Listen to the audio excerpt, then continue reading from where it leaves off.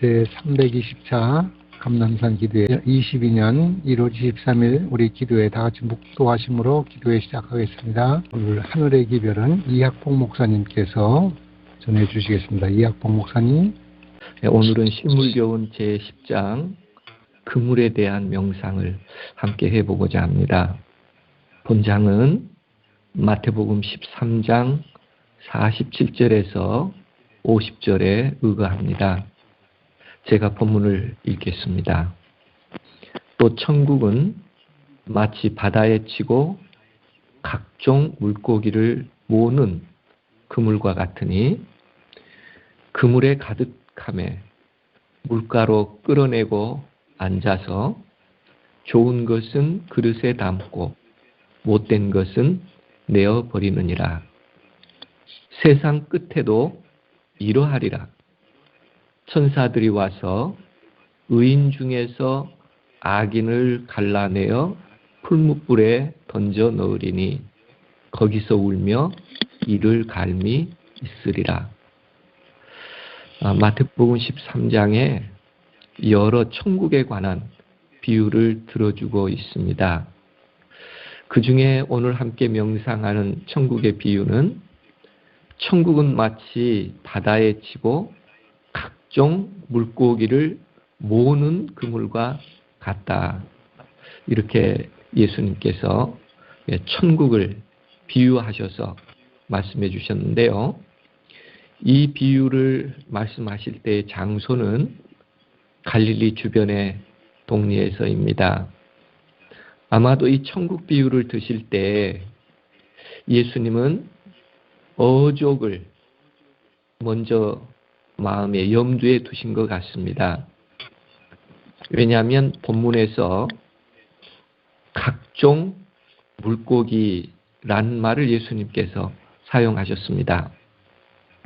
당시 생물학자 중 한 사람인 제롬이라고 하는 분의 기록에 의하면 갈릴리 바다의 어족은 150세족이다 라고 기록에 남겨져 있다고 합니다.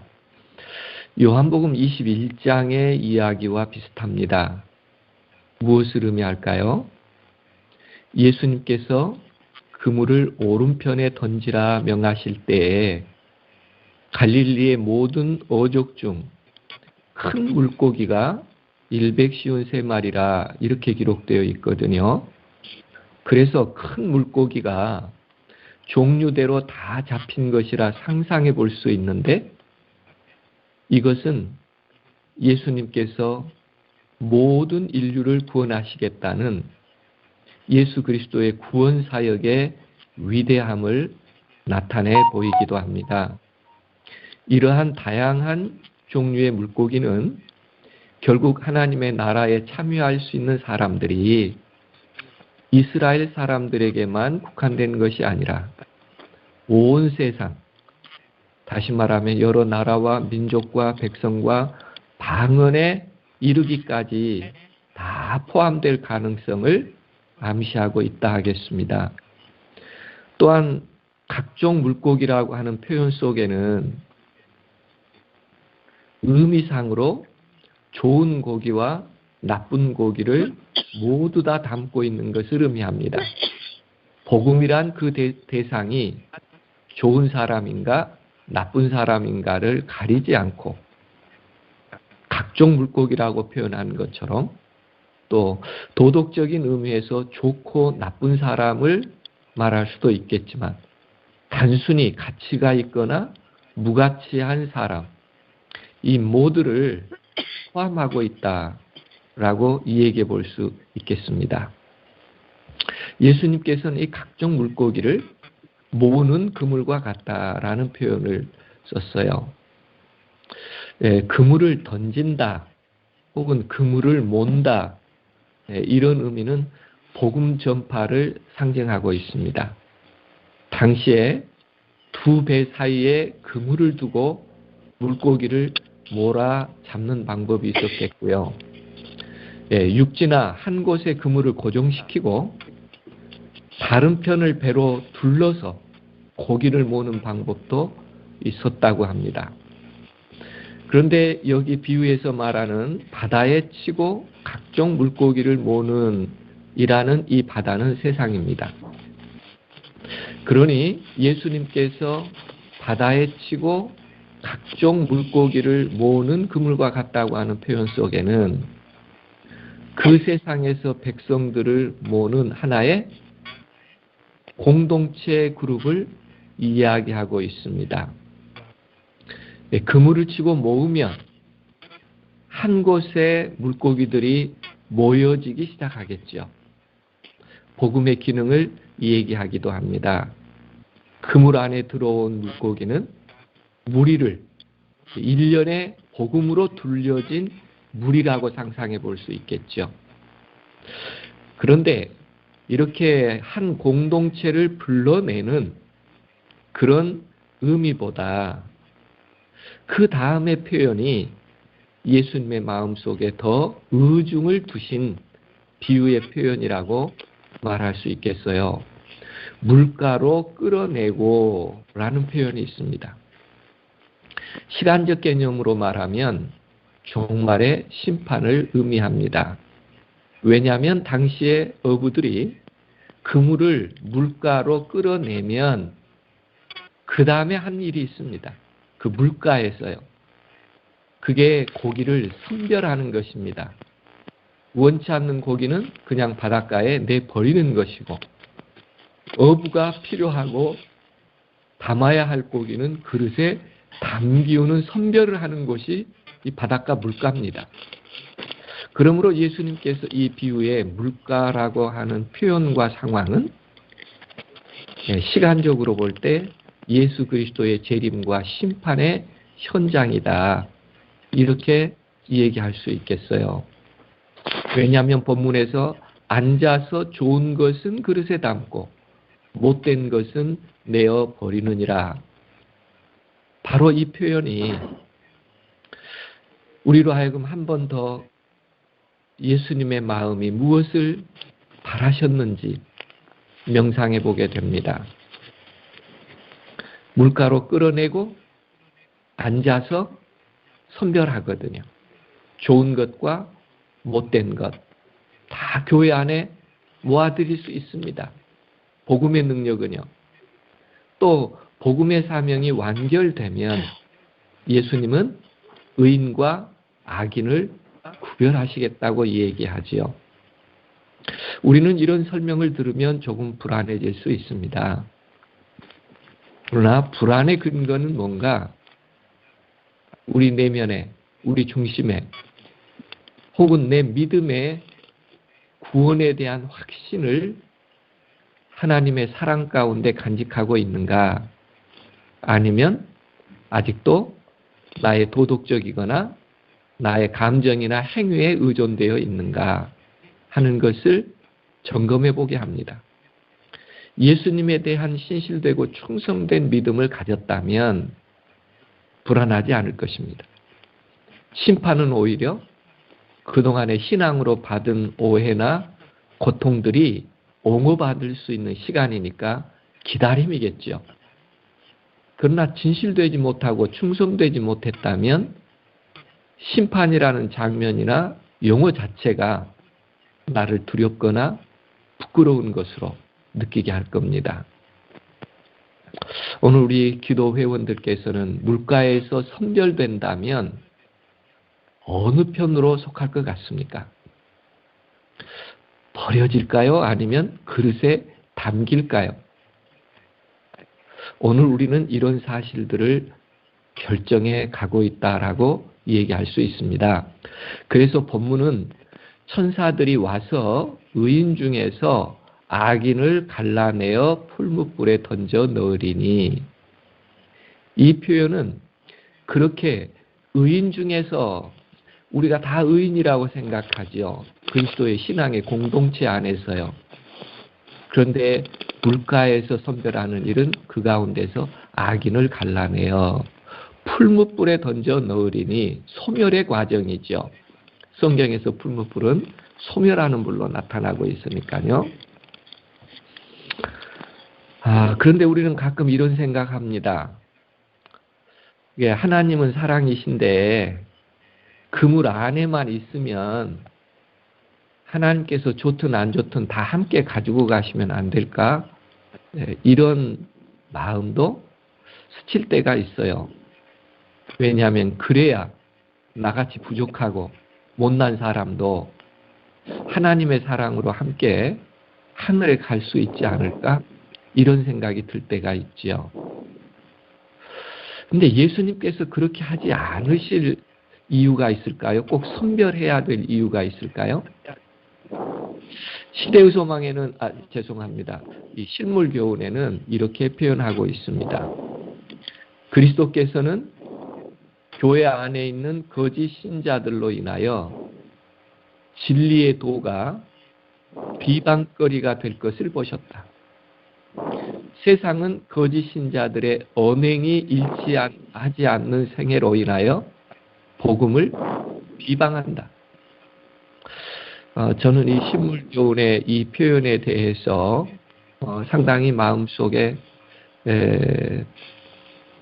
기도하는, 또 어떻게 해야 되나 하는 걱정을 하게 될 때가 있습니다. 요즘 우리가 이런 시대에 살고 있습니다. 서기 2000년대를 지나면서 한국 사회는 기독교를 개독교라고 일컬었습니다. 개신교와 기독교의 합성어입니다. 그러나 개독교라고 일반적으로 세상이 칭하는 기독교인들에게 이 뉘앙스는 역겹다, 불편하다라는 표현입니다. 그리스도인이 옆에 있으면 불편하다는 것입니다. 그러다 2015년 정도에 이르면 처음으로 언론의 기사 중에 기독교를 혐오 종교라고 기록하기 시작합니다. 기독교인을 대놓고 혐오성이 있는 사람들이다, 이런 표현을 써요. 야, 너도 교회 다니냐? 너도 물들까 무섭다. 일상적으로 사회가 기독교인에 대한 생각을 이런 표현으로 나타냈던 것이죠. 그러다 2020년 코로나19 1차, 2차 대유행이 교회발이라는 표현으로 지적되면서 세상 사람들은 기독교를 크리스토포비아라고 칭합니다.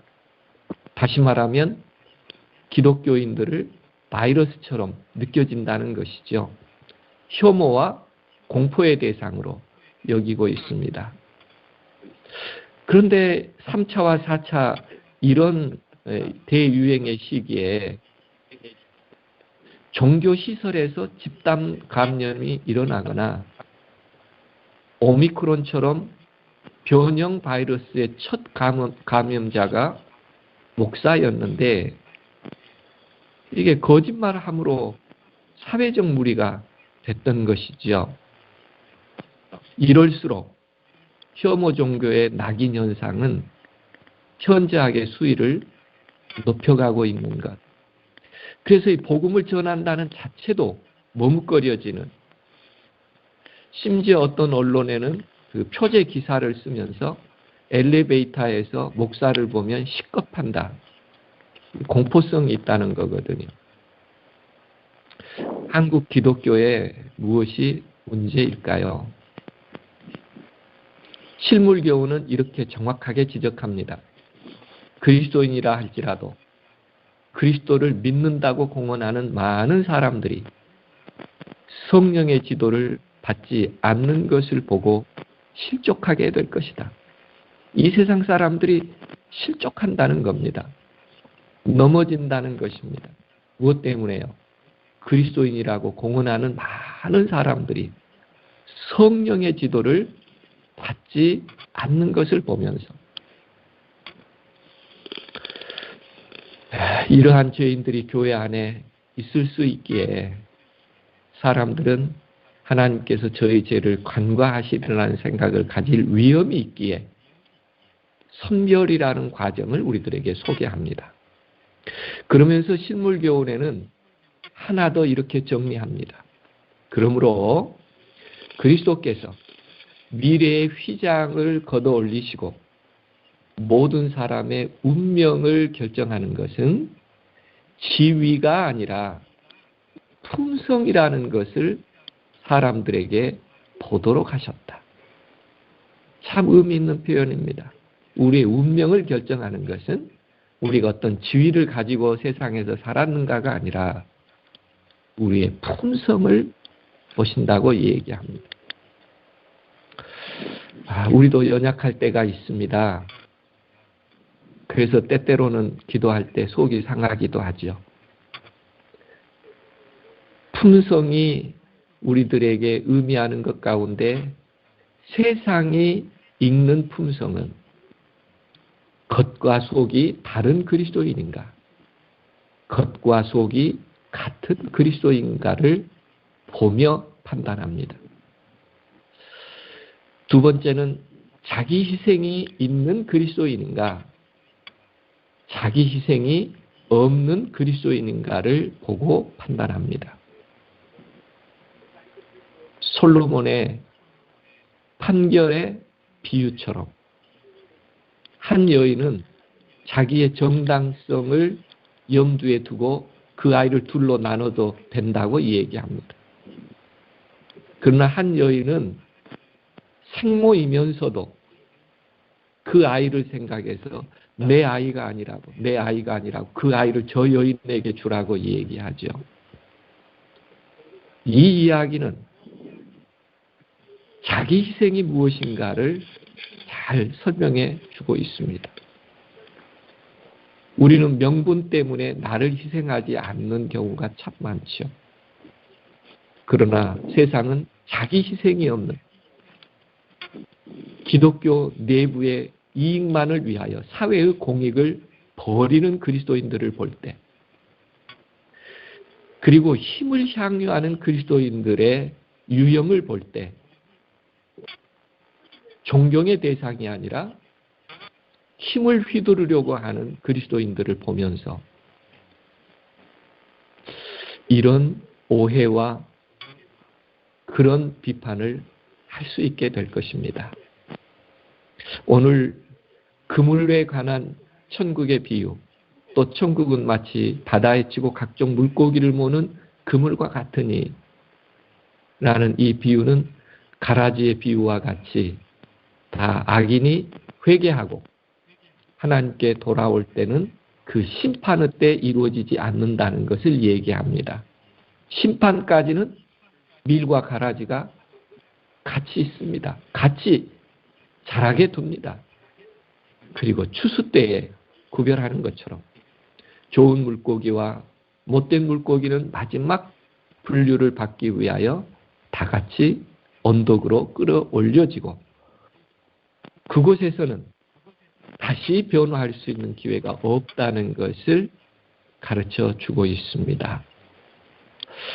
그래서 다시 한번 이 아침에 우리의 품성에 대하여, 물론 구원은 하나님께서 전적으로 주시는 은혜지만 우리가 그 구원의 날까지 그리스도를 옹호할 수 있는 것인가, 영광을 돌리라고 하는 그 영광을 돌릴 수 있는 것인가는 바닷속에 사는 우리의 삶 속에 그리스도의 품성을 재현했는가를 통하여 결정된다고 하는 말씀과 같습니다. 우리는 어떤 물고기가 되어야 할지, 초대교회 당시에 그리스도인을 상징적으로 표현할 때 익투스라는 말을 사용했습니다. 이 익투스라는 말은 물고기를 의미합니다. 헬라어로 예수스, 크리스토스, 데오스, 휘오스, 소테르라는 말이죠. 예수 그리스도 하나님의 아들 구세주라는 고백을 하는 사람들입니다. 물고기죠. 하나님께서는 어느 누구도 멸망되기를 원치 아니하십니다. 그래서 에스겔서 33장 11절에는 여호와의 말씀에 나의 삶을 두고 맹세하노니 나는 악인의 죽는 것을 기뻐하지 아니하고 악인이 그 길에서 돌이켜 떠나서 사는 것을 기뻐하노라. 이스라엘 족속아 돌이키고 돌이키라. 너희 악한 길에서 떠나라. 어찌 죽고자 하느냐 하셨다 하라. 선지자를 통하여 들려주시는 우리 주님의 사랑의 호소입니다. 성령께서는 은혜의 시기가 마칠 때까지 사람들에게 생명의 선물을 받으라고 탄원하시고 성령의 이러한 탄원을 거절하지 않는다면 우리는 언제든지 구원의 희망 속에 하나님의 은혜 가운데 있게 될 것입니다. 감남산 회원 여러분, 오늘도 새로 시작하는 한 주간 어떤 익투스, 어떤 하나님의 물고기로 이 세상에서 살아가야 할까요? 우리의 품성이 예수 그리스도를 반영할 수 있기를 원합니다. 우리는 그물의 비유에서 온 인류를 구원할 사랑의 복음을 주신 하나님께 감사를 드리고 우리의 위대한 업적을 보지 아니하시고 기도하는 품성을 보시기에 조금은 용기와 희망이 됩니다. 사랑의 품성이 오늘 또 준비되고 주님의 손에 담기는 성도가 되어야 되지 않겠습니까? 주님과 함께 복음의 그물을 더 크게 넓혀가는 사람 낚는 어부들로 또 순종하는 아름다운 그리스도인들로 살아갔으면 좋겠습니다. 오직 오늘도 그리스도를 닮는 그리스도인이 되어 하나님께 영광을 돌리게 되기를 바라면서 말씀을 줄이겠습니다. 새로운 한 주간도 승리하시기 바랍니다. 은혜롭고 자비하신 하나님, 오늘도 십자가에서 희생하신 주님의 사랑을 다시 한번 저희에게 허락해 주셔서 감사를 드립니다. 여러 비유와 가르침으로 우리의 구원을 위해 말씀해 주셔서 감사를 드립니다. 새벽을 깨우시는 감남산 기도회 회원들에게도 여전히 함께 해주시고 주님을 닮는 성품을 위하여 기도드리는 간구와 기도를 응답해 주시기를 간절히 기도합니다. 성령으로 새롭게 해주시기를 기도드립니다. 돌이키고 악에서 떠나는 기도회원 모두가 되게 하여 주옵소서. 오늘도 기도 제목에 따라 중보의 기도를 드립니다. 오늘의 모든 기도를 하나님 꼭 기억하여 주시옵소서. 그리고 주님의 영광을 위하여 가장 유익하게 응답해 주시기를 기도드립니다. 분주하고 부족한 삶이지만 오늘 또 말씀의 사람이 되기를 원하며 엘리야처럼 기도의 사람이 되기를 원하며 영혼을 사랑하는 사람이 되기를 간절히 원합니다. 한 주간도 말씀과 사랑으로 인도하사 우리로 하여금 주님께서 이루어 주신 승리를 감사하는 삶이 되도록 인도하여 주옵소서. 특별히 영육간에 강건한 생애를 허락하여 주옵시며 회복이 있는 한 주가 되게 하여 주옵소서. 이 모든 말씀 다음 주 기도회까지 주의 선하신 뜻대로 저희를 인도해 주시기를 의탁하오며 우리 주 예수 그리스도의 이름으로 간절히 기도드립니다.